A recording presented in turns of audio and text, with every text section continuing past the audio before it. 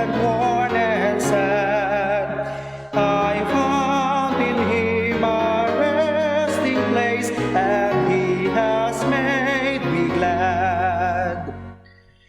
I heard the voice of Jesus say, "Behold, I freely give the living water. Thirsty one, stoop down and drink and live."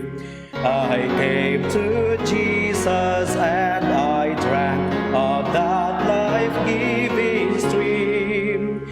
My thirst was quenched, my soul revived, and now I live in him. I heard the voice of Jesus say, "I am this dark world's light.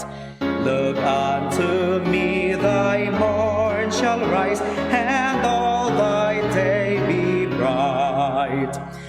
I looked to Jesus and I found in him my star.